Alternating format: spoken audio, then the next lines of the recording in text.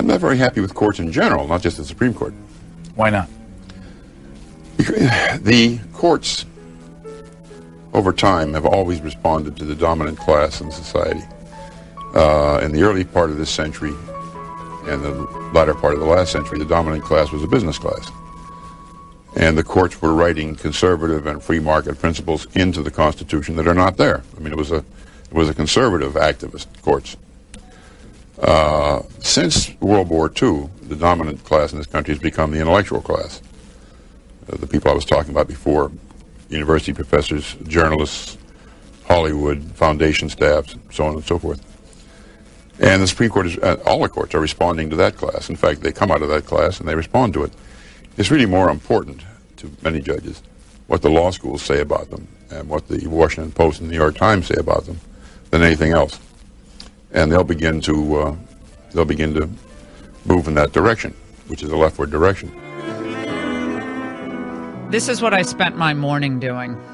Going back and reading Robert Bork, The Tempting of America, Slouching Toward Gomorrah, and the interviews he did surrounding the release of those two books. And that was an interview he did December 2nd, 1996 on C-SPAN, book notes on C-SPAN. And he talked about what happens when courts become essentially political vehicles. They're not courts in the traditional understanding of what jurists and what judges are supposed to do. They merely are responding to public pressure, much like mini legislatures. That's the reason I think we have to think of some democratic check on the courts. By the way, when I spoke of the incentives judges face, if you constantly get praise for one kind of action and criticism for another kind of action, you'll keep moving in the direction where the praise comes from, even without realizing it. Number one, it reminds me of how much I miss Judge Bork. Number two, it reminds me of what a crime it was that he, in 1987, did not get confirmed to be an associate justice at the Supreme Court. Number three, it reminds me again of how far ahead of his time he was. And I'm going to link this up. Drew, remind me, I've got to send it. You actually have the link, but let's put that interview on our Facebook page. It's already there. It's fascinating. Fascinating to go back and watch his warnings about the court system in our country. He believed, and he had a debate with other conservative judicial thinkers and writers about the need to circumscribe the court's jurisdiction. He actually believed the court wasn't controllable beyond just all you have is the impeachment power against judges. And that's going to be rarely exercised. So that's the only check you really have. Once someone is appointed to the federal courts, it's life tenure. So once the courts start becoming so political that they're indistinguishable from congressional bodies, what do? So his view was, you need a democratic check on these courts, meaning what? Congress passes legislation to limit the jurisdiction of the federal courts. And can it be done? You bet it can be done. And he wrote about this and talked about this throughout the latter part of his legal career, long after 87 and that debacle. But it was fascinating. I kept thinking I was going to get into the studio early, maybe go to the gym downstairs, and I just kept watching this. And I interviewed him so many times on the show early on. He died, a few years back now, 4 or 5 years ago. But he had one of those razor sharp wits. He did not suffer fools well. He was asked in that interview, and we'll play different parts of it later, but he was asked in that interview about what he wrote in his book about the virtue of boredom. That's a funny thing to hear, like the virtue. Why is boredom a virtue? And he said, people have now come to this point where they think they always need to be entertained. And Brian Lamb says, well, are you ever bored? He says, only when I'm listening to someone speak who knows little. Something like that. I'm paraphrasing. And then he said, but what with boredom today, instead of reading, traditionally when people didn't get bored, they had a lot of work to do, or they read and they expanded their thinking and became more learned. The boredom is something for the effete classes. Boredom. What do you mean boredom? So today with boredom, people cure their boredom through a lot of different activities, much of which are negative. They have a very deleterious effect on the culture. Drugs, entertainment, which becomes increasingly debased as we see on television and movies, a variety of other social pathologies. So you assuage your boredom through a lot of negative habits. And how the decline of reading in the United States and throughout Western culture has led to a decline in thinking about the great issues of our day and understanding why all cultures are not equal. We'll talk about that later on. But I know you're all thinking, well, Laura, you're not going to talk about the Ninth Circuit decision? What did I tell you was going to happen at the Ninth Circuit? What did I tell you? They would lose at the Ninth Circuit because the judges on the Ninth Circuit will act as legislators, sitting in judgment, legislative judgment over what President Trump did. That is exactly what they did.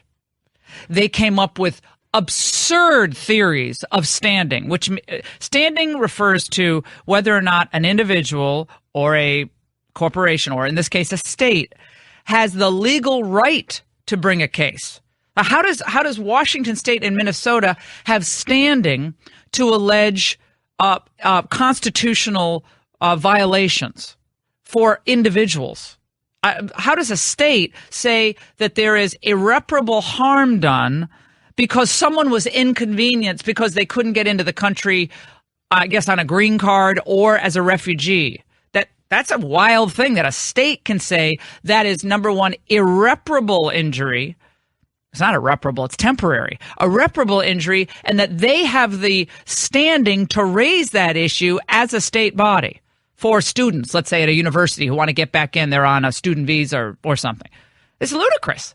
So I thought a lot about two of my old friends who are no longer with us, Justice Scalia and Robert Bork last night. I kept thinking I would give anything to have Bork on the show today, because he would cut through this with a razor-sharp wit and an intellect of what happened to the United States judicial system, where judges become super legislators.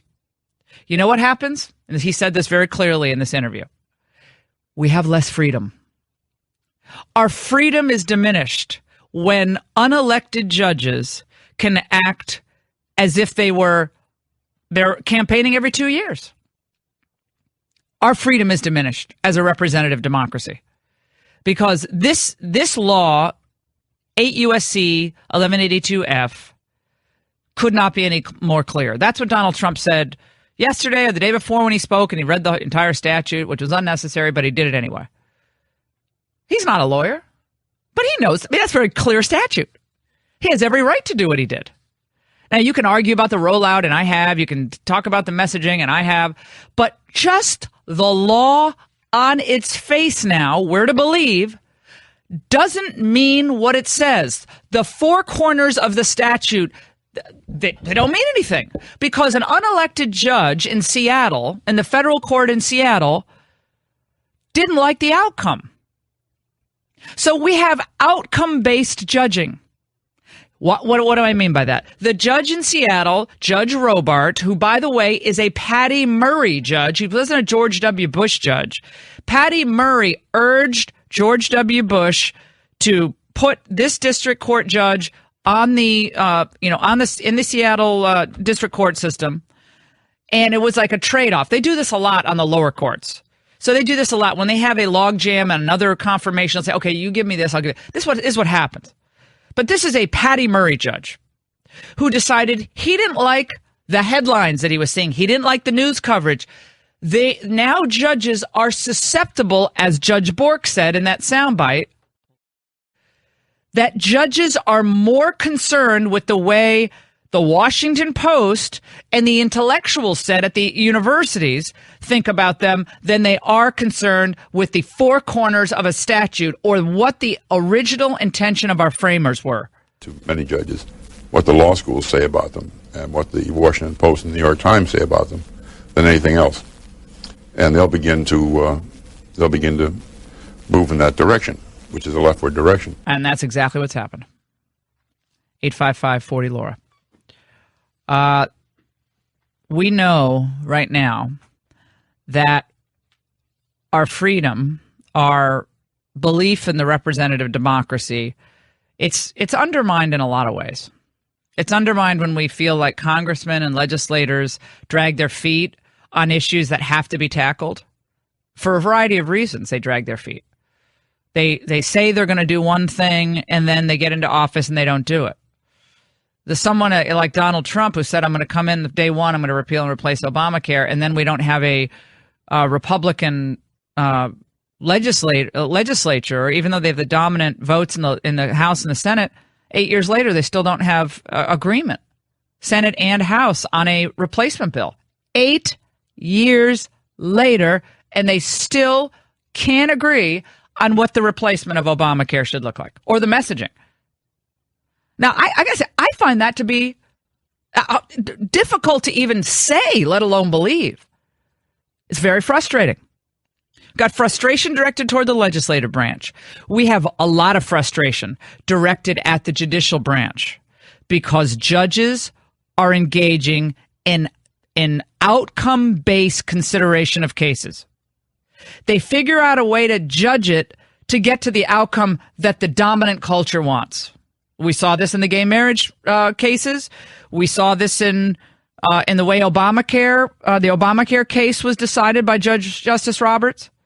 We see this in a lot of cases coming out of the Ninth Circuit, which is why, along with the Sixth Circuit Court of Appeals, it is one of the most reversed appellate court jurisdictions in the United States of America.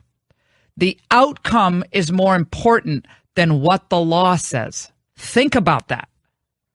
We didn't vote for Judge Robart, and yet he was able to determine the refugee and visa policy for the entire country. He's able just with a stroke of a pen. Oh, no, that's sorry. That executive order doesn't hold. When the law is clear. 855-40-LAURA. We're going to get into this, but I was thinking a lot about Judge Bork. Oh, man. And, of course, Justice Scalia. How much I miss both of them. We'll take a break. Your reaction to this outrageous Ninth Circuit Court of Appeal ruling. We're also going to talk to Pat Buchanan. He's coming up. He had a terrific piece about where we are right now with this major challenges to executive authority and with a lot of concern about the foot dragging on Capitol Hill. They'll be held to pay. This Congress doesn't do the things that Trump has a Republican mandate to do, at the very least, a Republican mandate.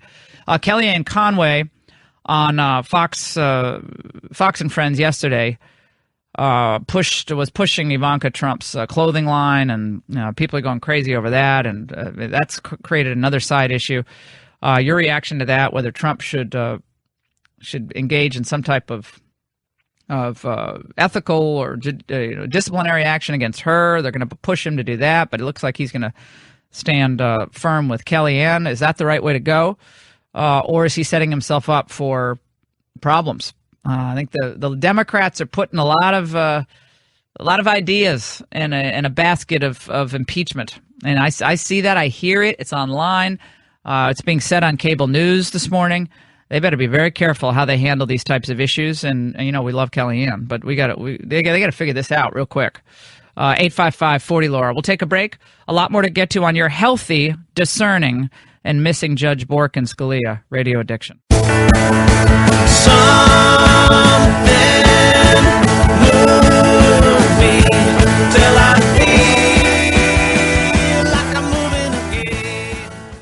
Okay, you want to keep your favorite podcasts like this one free to download, right? Well, then all you have to do is complete a short, anonymous survey, which takes less than 5 minutes. Just go to podcastone.com/mysurvey to answer the questions. You can also get there by clicking the banner at podcastone.com. If you've done this in the past, we'd like to thank you, but we do need you to do it again because we want to make sure we're giving you what you want. That's podcastone.com/mysurvey or click the banner at podcastone.com. This is a complete victory for the state of Washington. The Ninth Circuit Court of Appeals, in a unanimous decision, effectively granted everything we sought. We are a nation of laws. Why did you lie to me? Can't be trusted, good for nothing type of brother. Everything you Except claim to for be. 8 U.S.C. 1182F, nation laws. You're listening to the Laura Ingraham Show, 855-40-LAURA. Well. We got a lot of people on the line. We'll get to it. We're going to talk to Buchanan coming up. Alan Dershowitz, no conservative. He was pretty spot on in what the Ninth Circuit did here. This is not a solid decision. This is a decision that looks like it's based more on policy than on constitutionality. There are many, many flaws, and if I were Trump's lawyer, I would say, look, here's your situation. You're going to lose the stay application to the Supreme Court. This stay is going to stay in effect now for many, many weeks and months. You may ultimately win in the Supreme Court, but you've said that the national security of the United States depends on this order being implemented now. So you have only one option. You have to withdraw the order. You have to go back to the drawing board. You have to come up with a new order that will immediately be applicable and won't be able to get a stay from any judge. Otherwise, you won't be protecting the security of the United States. Well, his view is that the court got it wrong, but just rescind the order. We don't need to get to that issue yet. We're just focusing on the order itself. Jonathan Turley, on the issue of the Ninth Circuit's reasoning. By the way, the Ninth Circuit botched the entire understanding of standing.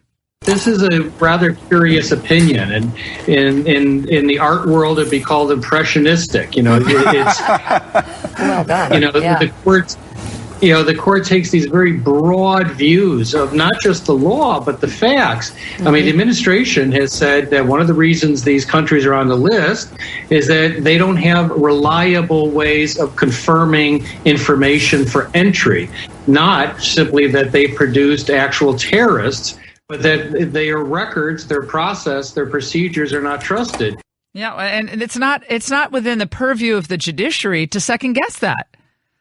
They're not getting the presidential daily briefs. They don't understand, or should they know, about the critical national security issues and the considerations that enter into this decision making, regardless of what you think of the merits of the order. It's ridiculous. Very quickly, James in Florida. You got about 15 seconds, James. The comment in the writing, the court said, the Ninth Circuit Court said that they listened to public opinion. They didn't say it quite that way. They said as soon as the order was issued, people rose up against it. That was very inappropriate for the Ninth Circuit. Very telling. Exactly right. Excellent point. And right in line with what Judge Bork warned about with the federal judiciary. Coming up, Pat Buchanan. Don't go away.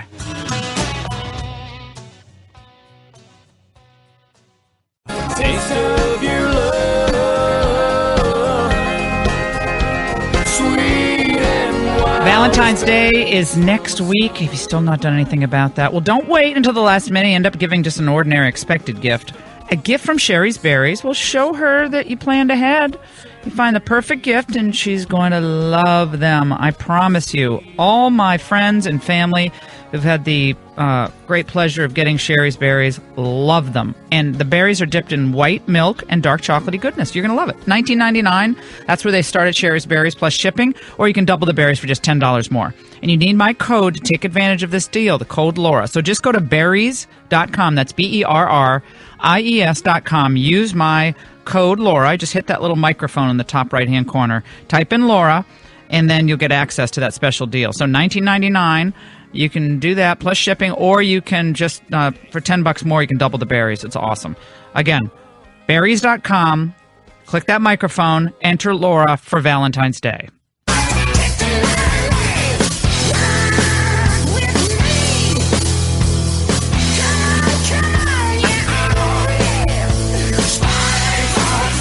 This is a complete victory for the state of Washington. The Ninth Circuit Court of Appeals, in a unanimous decision, effectively granted everything we sought. We are a nation of laws. And as I have said, as we have said, from day one, that those laws apply to everybody in our country, and that includes the President of the United States. It's a political decision, and we're going to see them in court, and I look forward to doing it. So you believe the judges made a political We have decision? a situation where the security of our country is at stake, and it's a very, very serious situation. So we look forward, as I just said, to seeing them in court. You are listening to the Laura Ingraham Show, 855-40-LAURA. No big surprise, Ninth Circuit Court of Appeals does what the Ninth Circuit Court of Appeals does. It legislates. They're legislators. This is not the way the framers conceived of our three branches of government, where legislators are trumped by unelected judges, and where legislators are trumped by judges, or presidents are trumped by judges who make national security decisions, which essentially is what's happening here. Joining us now, Pat Buchanan, one of my absolute favorites, former advisor to, 17 presidents. I don't know how many, in the end. Hey, Pat, how are you? I'm doing just fine. How are you this morning? I'm good. Not surprised by this court ruling. I went back, Pat, and I was listening to old interviews that Judge Bork did on his book Slouching Toward Gomorrah, and his discussion back in 1996 of why it was incumbent upon the legislative branch to actually circumscribe the jurisdiction of the federal courts. Well, I didn't hear your question. Oh, okay. But there's no doubt about it. Yeah. If you're talking about what's called the Stripper Amendment, the Article 3, Section 2 of the Constitution gives Congress and the President the power to restrict the jurisdiction of the federal courts. And what we have here, basically, is an assertion by the 11th Circuit and by that one judge out in Washington that the national security decisions on borders of the President of the United States advancing the national security of the United States are subject to veto by single federal district judges. Now, this is an assertion of power over presidential policy that cannot be allowed to stand. What would you recommend, in understanding the dynamic as it exists today, what would you recommend that the president's team do here? That they should rewrite the order. I really think they ought to go up to the Supreme Court on this. Mm-hmm. And the reason is, let's find out if the Supreme Court is going to assert superior authority over the national security decisions of the White House and the President of the United States by federal courts, so that, in other words, they become the dominant power.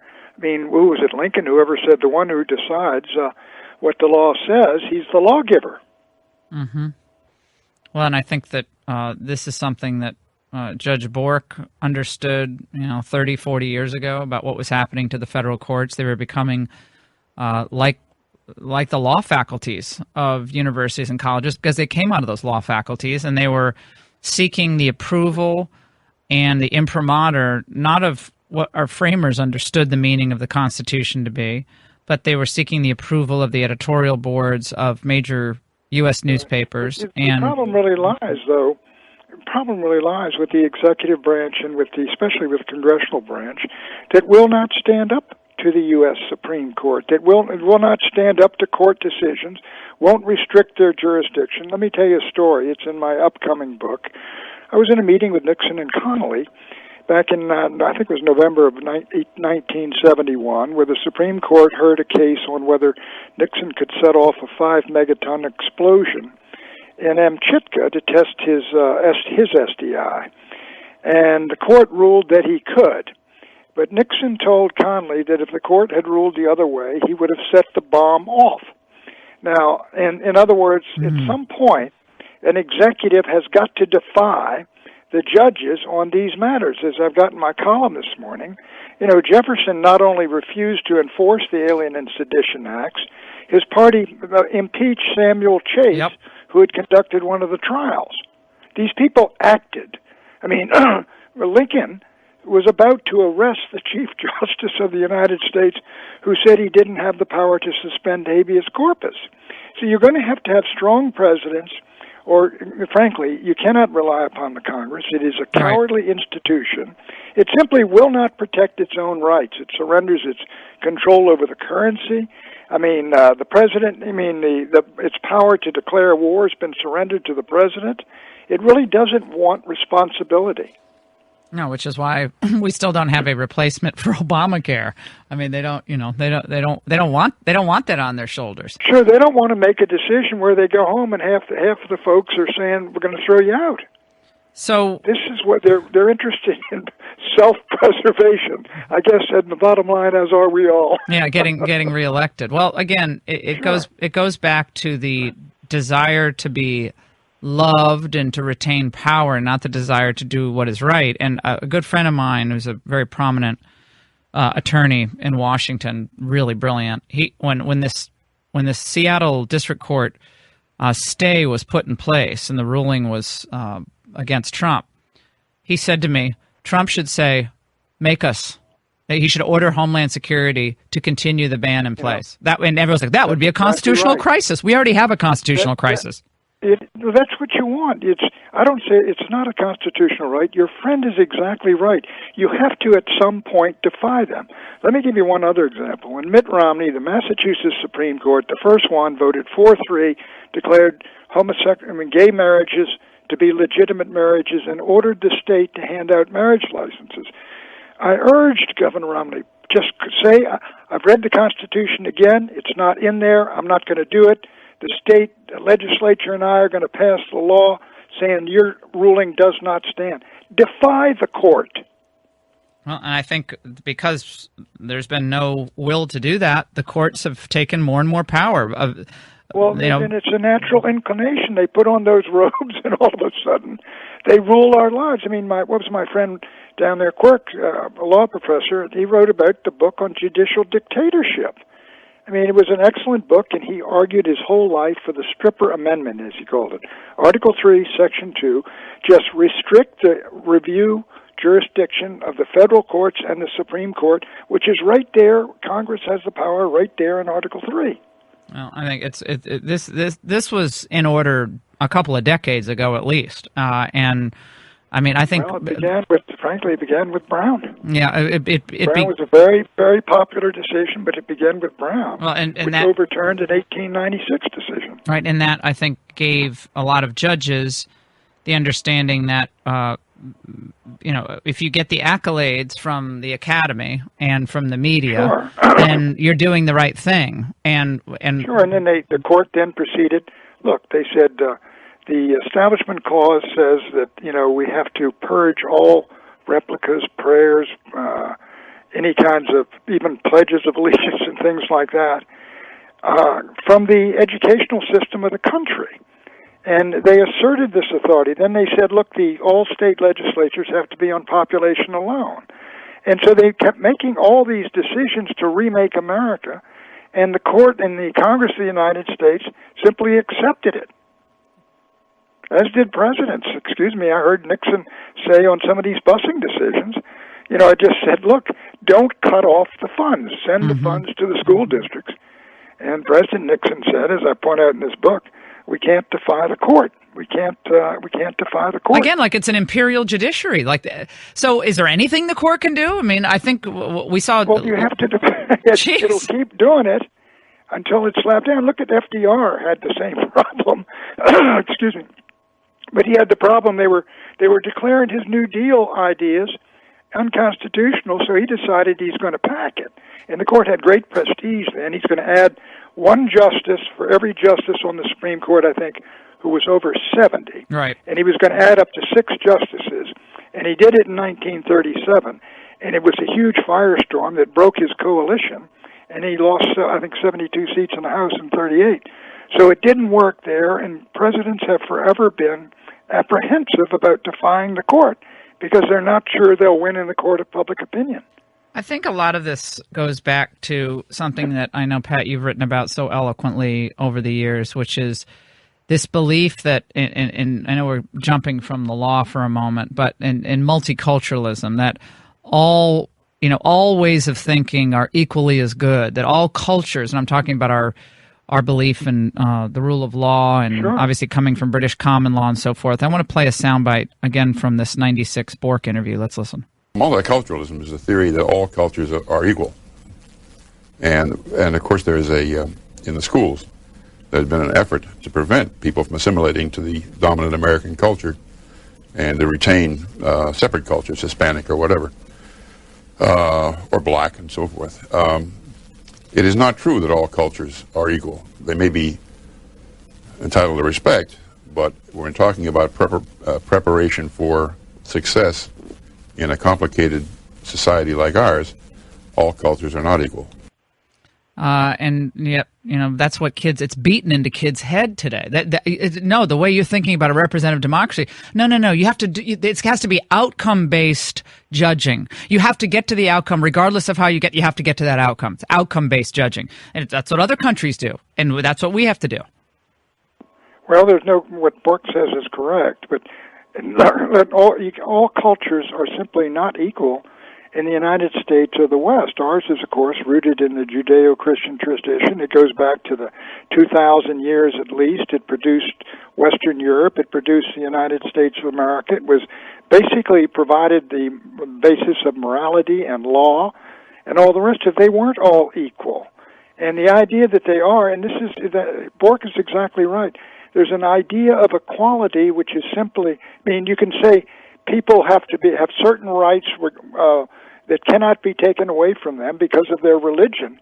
But the idea that all are equal is an absurdity. And egalitarianism. Frankly, if you're a Christian, you believe that Christ was the Son of God. No other religion claims that. Pat, the Gorsuch comments to a Democrat Senator, Dick Blumenthal, and also apparently to Ben Sasse, calling Trump's comments disheartening and disillusioning, demoralizing, whatever. We can quibble with whether he said it about Trump. It seems to me he said it about Trump's comments. Come on. I think Gorsuch's comments were disheartening and dismaying, I'll say. Why did he do that? What Trump said was, look, you got a so-called judge. So what? Big deal. I think that Gorsuch should not have taken that shot at the man who appointed him or went on the line for him. And frankly, it suggests an effort by Judge Gorsuch to get along with the people that hold his concerning in his hand. It concerns me greatly because there's another person that we know that likes to get along, and his name is Anthony M. Kennedy. Exactly. They want to be popular. They want to be popular. I think, with due respect to John Roberts, John Roberts on that decision on Obamacare. Oh God. Did not want to be really one of the front four in the Scalia court. He wanted it to be the Roberts court, and so that's why he took that independent stand in his mind. Well, I think that's one of the motives. I think that whoever gave the green light to Gorsuch in that White House counsel's office to go ahead and put daylight between him and Trump, that person shouldn't be working. Do you think someone did that? Yes. 100%. Oh my goodness. Yep. Said it was okay to do that because it'll make you look independent, Pat. Because it would make him look independent. In other words, okay, you want to do? Yeah, we get it. That'll actually be good. Just stupid strategy. You're letting the guy score off your own president? Dumb. To show his independence? Dumb. It's dumber than dirt. I don't even. Look, I'm not in there. I know it's easier when you're on the outside, but it's just that. I talked to a couple appellate court judges about this over the last 3 or 4 days. They were like, that's one of the most horrifying things. I can't even imagine saying something. The question's asked, what do you think about Trump? You say, I don't think it's appropriate for me to discuss what the chief executive says on political matters. I'm a man of strong opinions, and I'm delighted he appointed me. Exactly. What are your questions about the law, etc.? Well, another friend of mine said, emailed me and said, I'd pull the nomination, put Pryor in there. Let's just pull the nomination. We're done. I hate to say it. That was exactly my thought last night. I would said, Gorsuch out, bring Pryor in from the bullpen. Let's go. Now we're cooking with gas. Now we're going to get the real jurist in there. This was just a warm-up act. Oh, no, my God. That's why I'm not in there. No, but Pat, we loved your piece. It is so important for people to understand it's time to hold the courts accountable, and that means you can circumscribe their jurisdiction. Pat, you're just brilliant. We love you so much. Thank you so much. Thank you, my friend. You take it easy. All right, you too. Be sure to don't shop at Nordstrom. We didn't get into that either. Oh, my God. All right, Pat, we appreciate it. I'm not a big Nordstrom's fan anyway. Trump's playing golf with the Mexican leader over the weekend at Mar-a-Lago. Be wary of the Japanese for, Jared Kushner is the shadow diplomat on all the U.S.-Mexico talks. Very interesting. We got a lot to get to on the Laura Ingraham Show. We will get to all of it together. The immigration sob stories. I was so far ahead of the curve of this issue. Guess what? They're coming. Every deportation will be followed by a sob story. How will Trump produce against that?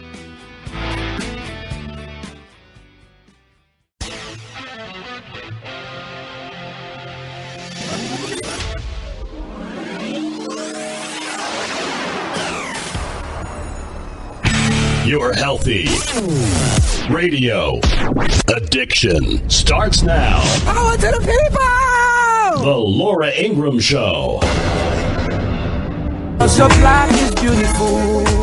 Beautiful, my girl.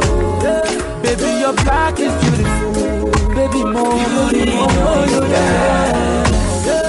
And your black is beautiful. I'm going to read from folks who wanted to share their opinions about my endorsing Jeff Sessions. You are a disgrace to the black race. Anthony Burnham says, you are an Uncle Tom Scott. You're for Sessions. How does a black man turn on his own? Anthony B. from at Political Art says, Senator Tim Scott is not an Uncle Tom. He doesn't have a shred of honor. He's a house Negro. Black man who's a racist against black people. A big Uncle Tom piece of fertilizer. Strong and can never crumble. She is courageous. Those are very nice emails and tweets they got, right? What I'm surprised by, just a smidgen, is that the liberal left that speaks and desires for all of us to be tolerant do not want to be tolerant of anyone that disagrees with where they are coming from.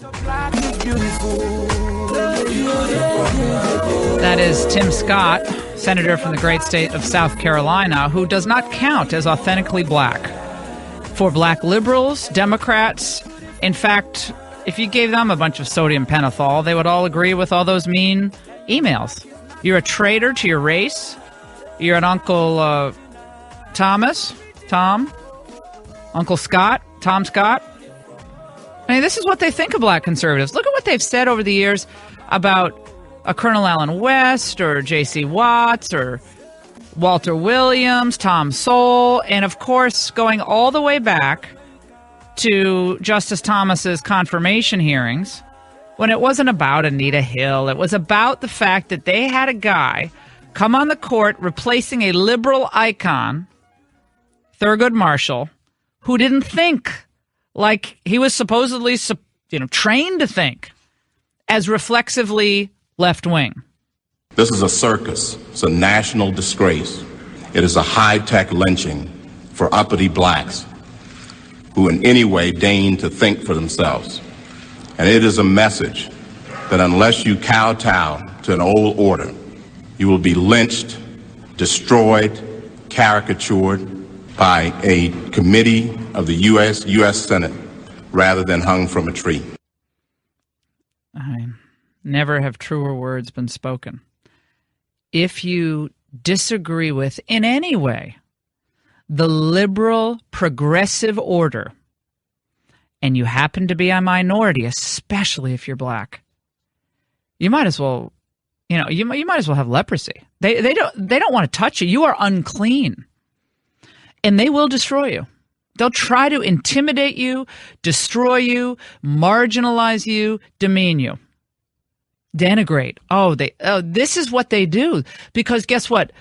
Tim Scott or Justice Thomas, they hold up a mirror to the truly intolerant among us, which are left-wing progressives, the most intolerant people on the face of the earth.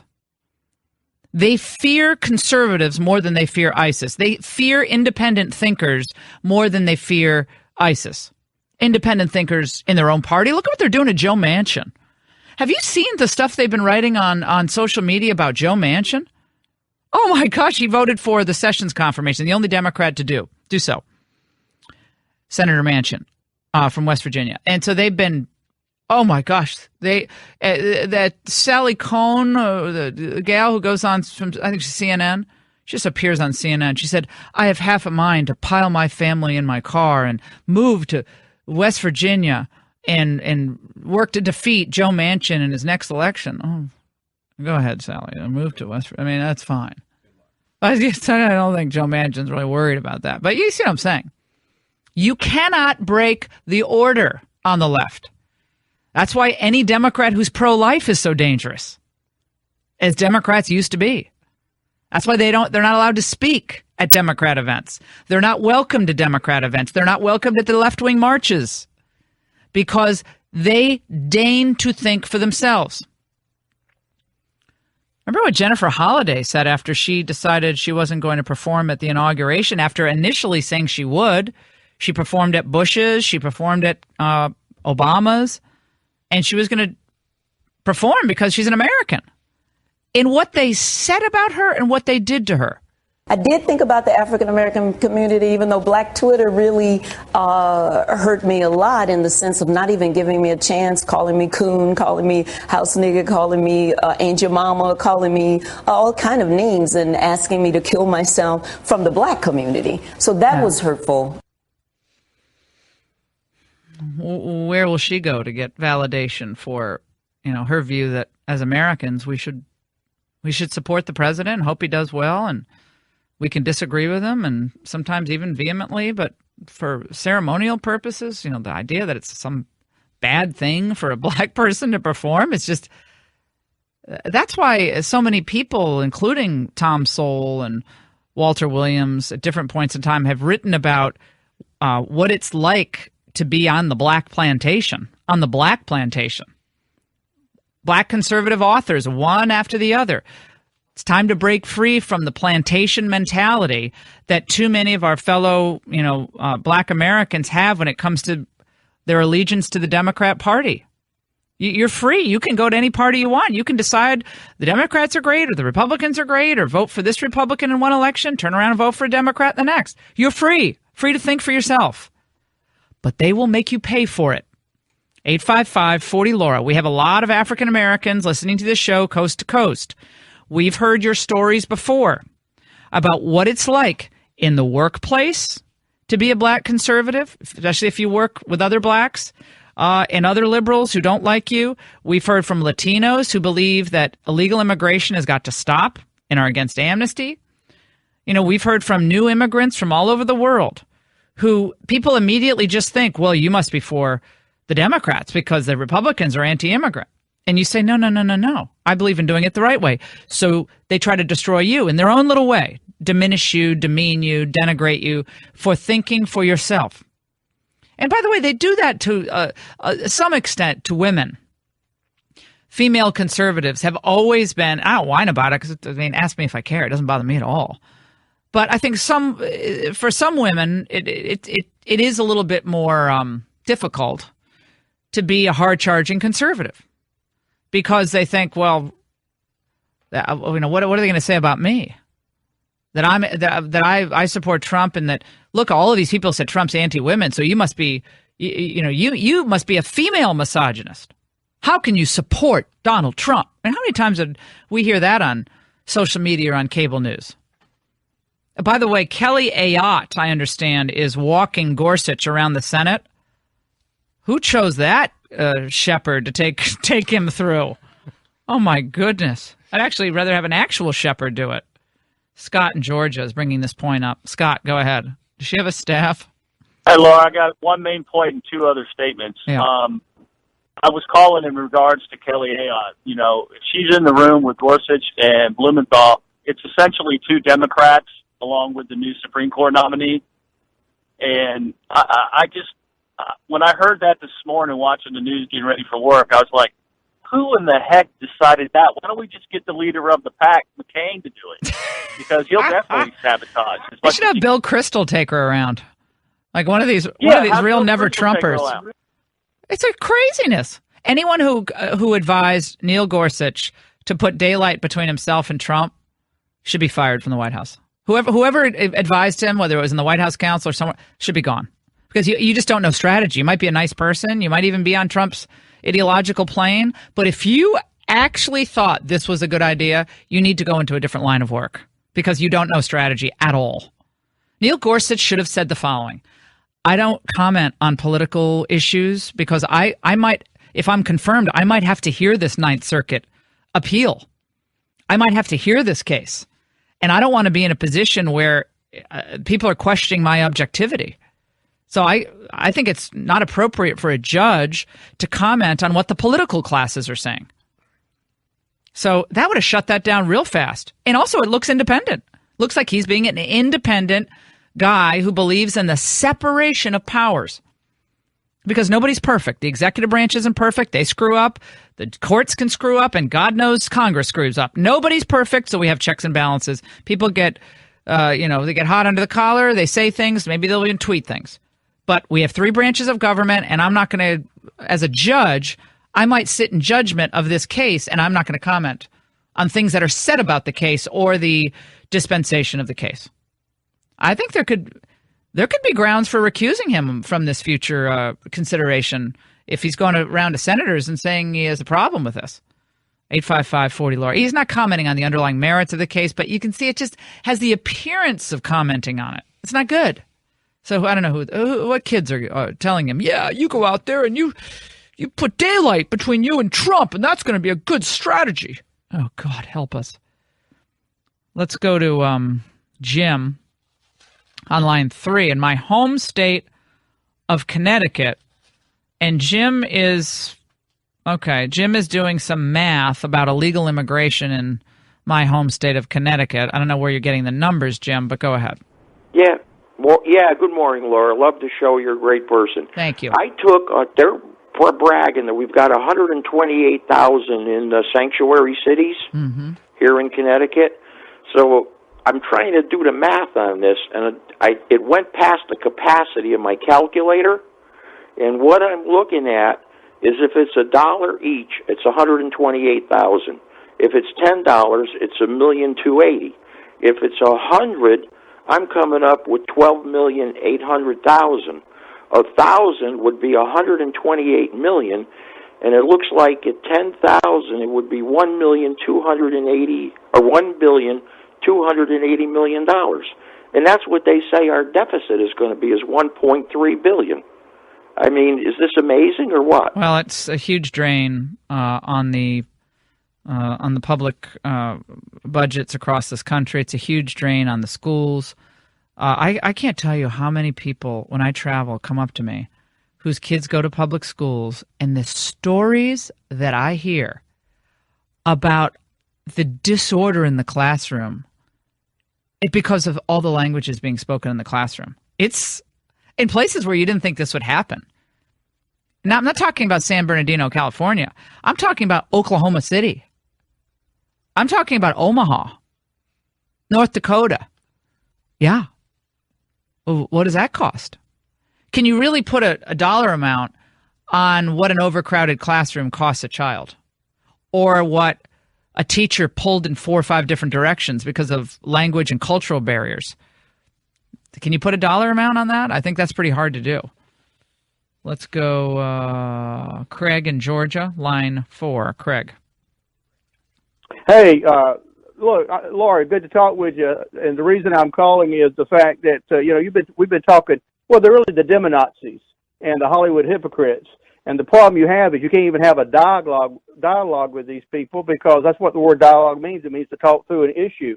And since they can't defeat us by their logic of their arguments, what they have to do is they have to demonize us to try to destroy us or defeat us. Well, that's what they do. That's Alinsky 101. You isolate, you demonize, you destroy. So it's important that Republicans are all on the same page and do not give them the bat with which to hit us over the head. You don't send out tweets that merely confuse an issue. You don't get involved in these minutia moments where by the end of the day, people are like, well, what were they doing today again? What was the overriding narrative of the day? You can't get sucked into these side battles of personality and media. This person's on TV saying this and this. No. One message, one focus, one team. And all the other Republicans like McCain, and they want to go off and badmouth the administration, they're going to do that. I just ignore them. They have no power. You have the power. Now it's time to use it smartly. Don't squander it. You don't have much time. 855-40-LAURA. I've seen it. Some tweets out there. How long before Trump pulls the Gorsuch nomination? I think that would be a nuclear move. I don't think he's going to do that at all. But well, if there hadn't been the things happening before last night, I would say I would say you could make the case for pulling the nomination. And I'll tell you why when we come back. 855-40-LAURA. I'm not saying I would, but you could make the case for doing it if other things that hadn't complicated matters hadn't happened before as a precursor to all this. Remember, this appointment is for life. It's about judgment. And he needs to get one issue right, at least one major issue right. You don't want a justice who's worried about what the New York Times or Richard Blumenthal thinks of him. Don't go away. I'll point out, listen, the Democrats are the party of the Ku Klux Klan. You look at the most racist, you look at the people, the Dixiecrats. They were Democrats who imposed segregation, imposed Jim Crow laws, who founded the Klan. Push down so hard you can hear him start to sing. Ted Cruz hit him across the face yesterday. It's good to lob that grenade over to the Democrats. I was in the midst of all this other stuff that they were trying to do to Jeff Sessions and Elizabeth Warren. How dare you tell me I can't speak? You're not going to shut Elizabeth down again? I love how all the senators, Raymond Arroyo is with us, all the senators got up and started reading the Coretta Scott King and Kennedy letters on the floor yesterday, like saying, make me stop. It wasn't about those letters. It was about disparaging a senator, which is against the Senate rules. But again, this all gets massaged and distorted in media lens and the media reporting. It wasn't anybody trying to stop Coretta Scott King's words from being then they found proclaimed. Then they found a video clip of Coretta Scott King thanking Jeff Sessions. They put that out yesterday. It's like, whoops, that didn't make much sense. The NAACP gave racist Jeff Sessions the Governmental Award of Excellence in 2009. Ruh-roh. Yeah, they don't even know.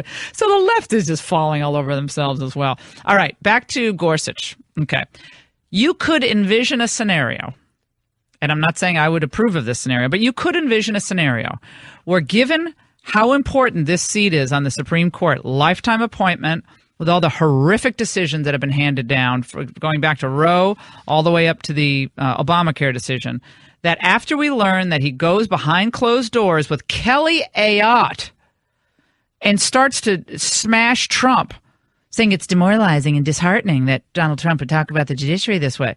And then he got very impassioned, said Senator Sass, when he was defending the brothers and sisters of the robe. And that judgment just makes me worry that he is going to fret about what the New York Times is going to write in an editorial if he's part of a block of justices that votes to overturn Roe versus Wade. Is he too worried about what the elites think of him? See, because my type of justice would be the type of nominee who goes in there and says, I'm not talking about politics, Senator. That's not my role. My role is circumscribed by the framers. The president is well within his right to criticize an overly politicized judiciary, but I have a job to do. That's what I would have said. So could you pull the nomination? Probably not wise to do so, but you could make an argument. Hi guys, it's Jack Vanek from the Lady Gang. If you like mimosas and having a bunch of girl talk, why are you not listening to the Lady Gang? We are your one-stop shop for all your lady talk. New episodes are out every Tuesday on iTunes or podcastone.com. The run for the roses so red. Valentine's Day is all about capturing that wow factor that leaves a lasting impression. And my friends and my family, they still talk about the gorgeous 1-800-Flowers.com bouquets that I surprised them with last year. And I can't wait to hear from them this year. But 1-800-Flowers has the best deals on all the Valentine's essentials. Check it out. Right now you can order 18 enchanted roses for only $29.99. That's 18 of the enchanted roses for $29.99. That's a 45% discount off the normal price. So you just pick the delivery date and let 1-800-Flowers do the rest. And it's a beautiful mix of red, petal pink, and hot pink roses. And it's guaranteed to wow that special someone on Valentine's. And you're going to love it. 1-800-Flowers. Have the flowers picked right at their peak, and then they're shipped overnight to ensure the freshness that you love and that I demand. And again, 18 enchanted roses, $29.99, but hurry, it expires Friday. All right, Friday, and then it's over. Every bouquet is backed by the 100% smile guaranteed at 1-800-Flowers. Just go to 1-800-Flowers.com, click on that radio mic in the upper right-hand corner, enter my name, Laura. That's 1-800-Flowers.com, 18 enchanted roses for just $29.99. 1-800-Flowers.com.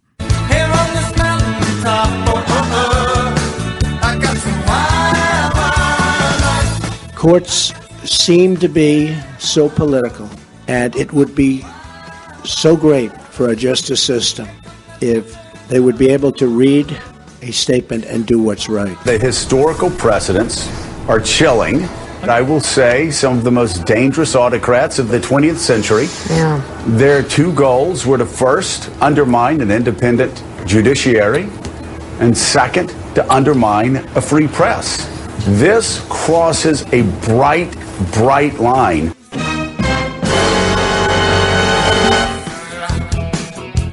Yeah, we're basically one step away from Mussolini.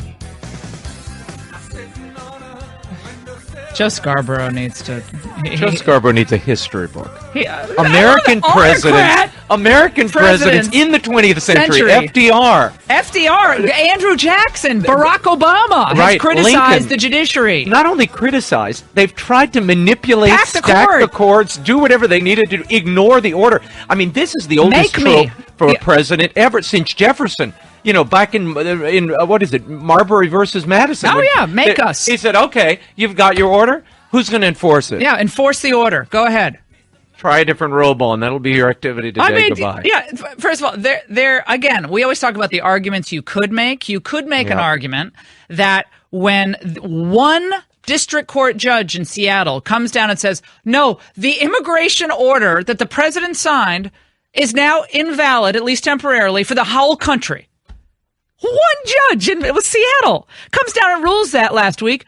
You could make an argument with historical precedent that the president could have been well within his right to say, we understand a district court judge in Seattle, Washington, has a view on what executive authority is, but I am ordering Homeland Security and government officials to abide by my executive order. It's a constitutional crisis. Well, if the judiciary itself becomes tyrannical and works against our Constitution or the will of the people, there has to be a check and balance. Other presidents understood that. And again, I'm not saying that Trump should go nuclear on the courts. I'm not saying that. But with historical precedent that's very solid, you could make the argument that the president could be within his right to say, that will not stand. Couldn't they redraft? I mean, we were talking about this yesterday. Yes. Couldn't they repeal and replace the executive order? That's what I've been arguing. So that you curtail it to answer the pleas and the cries of the judiciary and the concerns people have that it's overly broad, and yet achieve the same end, where the vetting is in place, the refugees are frozen for the moment while you reanalyze the situation and figure out a common sense way forward. I think what has to happen is that the White House itself has to have a message of the day. The message of the day should be unified. Every team member should be reiterating it time and again, no matter, and you don't have to go on every television show to talk about this. But if the message of the day is, we understand there's a court ruling here, and, you know, we respect the judiciary, but we also know the American people are in agreement that sometimes judges get too political, and we hope that this court process works out the way it should under our Constitution. But we have laws to enforce, and we have the people to protect. And that should just be amplified throughout the day. And we can cite historical precedent, but don't make it a war with one particular judge. Make it a war to educate the public. and to send out a positive message of why it's important for the executive to have this authority. And that way, you don't get kind of sidetracked on these other issues. But my goodness, Rich Lowry's piece today about the overly sanctified, and I would say sanctimonious judiciary in this country. Can you imagine? And we'll bring in Dave Bratt here, congressman from the great state Commonwealth of Virginia, 7th Congressional District. Who knows what I'm talking about here? But Congressman Bratt, it's great to talk to you, my friend. How are you? Hey, Laura, always great to be on. So we're talking about this huffing and puffing that people like Joe Scarborough and a lot of never-Trumpers are engaged in with, how could the president ever criticize the judiciary? This is just terrible. And, of course, there are plenty of examples of a chief executive being very unhappy with the judiciary over the years, including some of the nasty references by Barack Obama over the last 8 years when things didn't go his way. But, what are your thoughts on how this is playing out right now? Well, I think you just hit it just right. We need a message of the day, not only from our president, and he's doing pretty well at it. I mean, he's out there doing it, and the press secretary, but also from our leaders, Mitch McConnell, Paul Ryan. They need to all weigh in every day on these key pieces that are going on.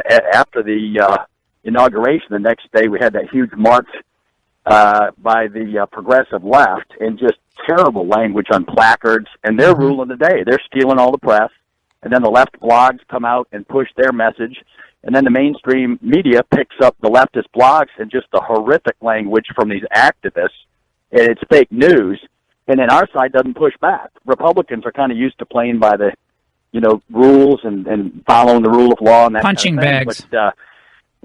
Right, we're punching bags. And so we need to get aggressive. And we just won. So it's not theory time. It's time to take action. And the ultimate irony is the left is blocking people like Jeff Sessions, who just got in yesterday, a true hero. And once our secretaries get put into place, then we're going to do much better, right? It's very hard to make progress when you can't get your secretaries and your quarterbacks in line to execute policy. Congressman Bratt, there is concern, and I share this concern, that major pieces of legislation are being slow-walked on Capitol Hill. There's a sense that I would say the sense of urgency is waning about getting certain things done, such as Obamacare, repeal and replace, really important tax reform, even if it's not as comprehensive as some people want, the major pieces of tax reform getting done. On a scale of 1 to 10, how concerned are you that some of these important pieces of legislation are being slowed down? Yeah, I'm at a 7 or 8. I mean, just every Hill rag today, right? I mean, the Politico, the Hill, roll call, et cetera, the senators have grave concerns about making sure we have the product exactly right before we repeal Obamacare. And then a week ago, there was a bunch of stuff on repairing Obamacare instead of repeal and replace, et cetera. Mm-hmm. And it's up there at a 7 or 8. And then what folks out there may not understand is all this has to happen within reconciliation and this 2017 budget.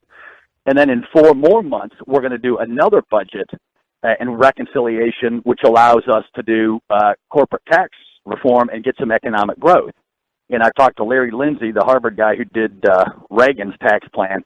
He's expecting 4% growth and 8% wage growth for the average person. The first time in 30 years, the average person will see their wages go up by 8%. Huge. But we can't do that tax piece unless we do the health care piece first.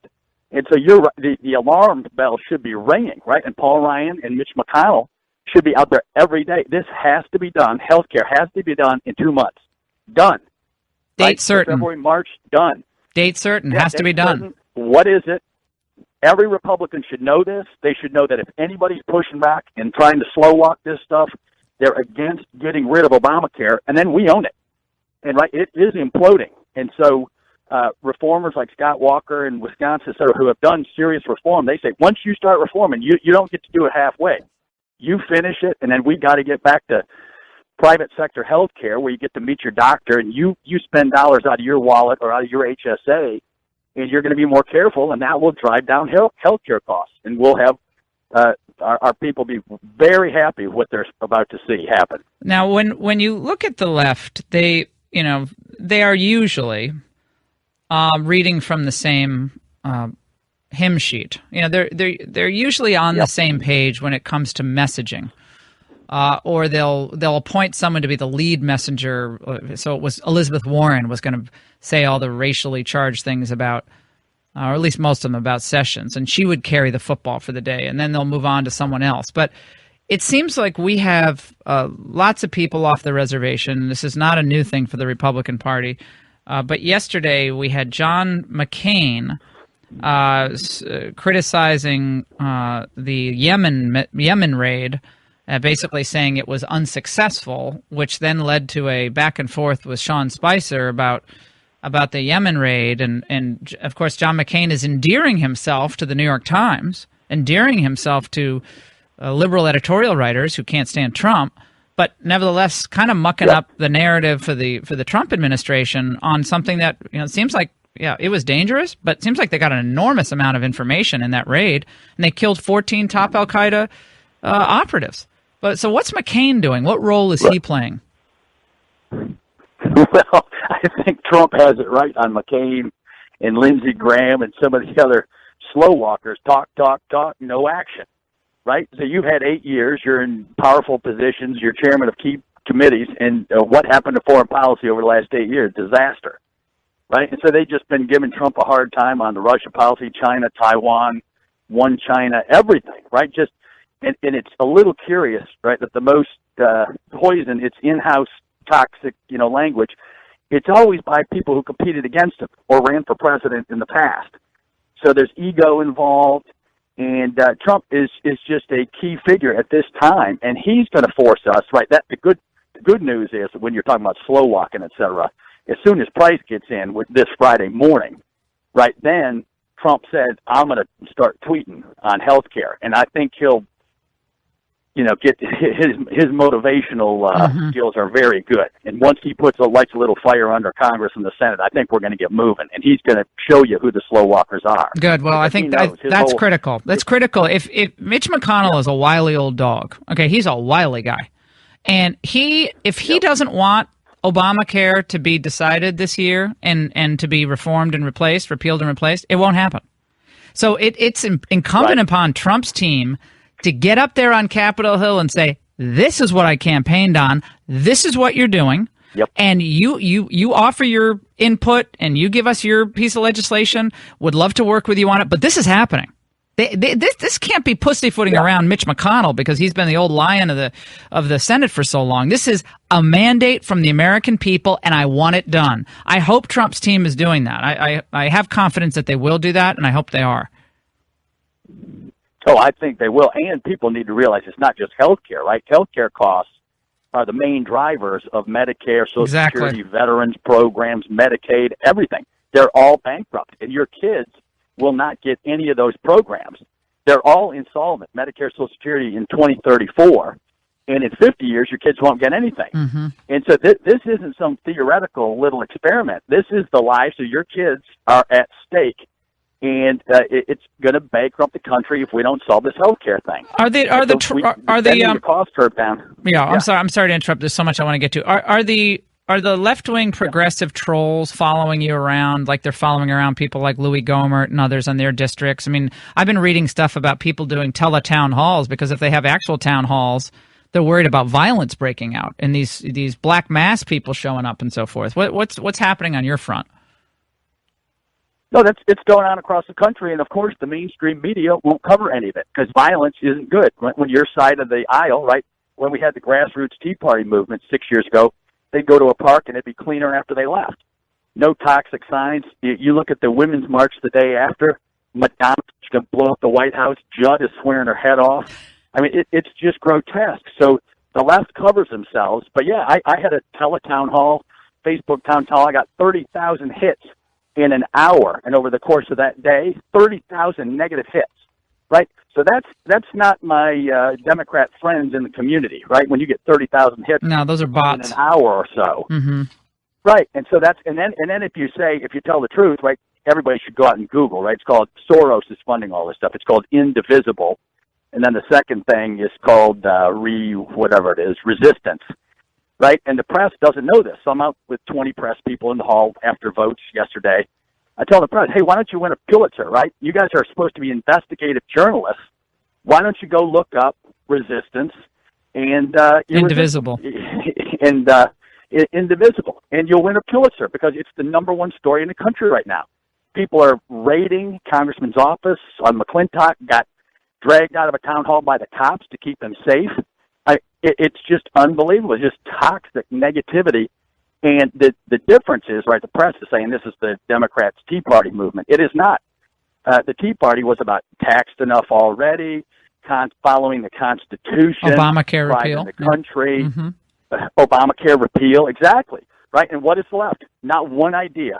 And that's why they're embarrassed. They can't name one thing, one policy they want to put in place of Obamacare. It's crashing. They have nothing. They got nothing. Dave, how do you generate jobs? Dave, nothing. You're awesome. You're just one of my favorites. You should run for Senate in Virginia. Come on. I'm gonna work on you. We're voting for you. I'm working on you. I'm gonna work on you to run for Senate. Oh my God, he's fantastic. And the bots are out. Yeah, the left-wing bots are out. The resistance movement. They have no ideas. Dave Bratt, thank you so much for joining us. People of Virginia should be very proud of you. We're going to take a break on the Laura Ingraham Show. Don't go away. You're listening to the Laura Ingraham Show. We have a lot up on LifeZet. Bill targeting legal immigration could save us $1.7 trillion. And guess what? A new poll says Americans prefer lower costs of health care to the Obamacare provisions. All good ammo for this administration.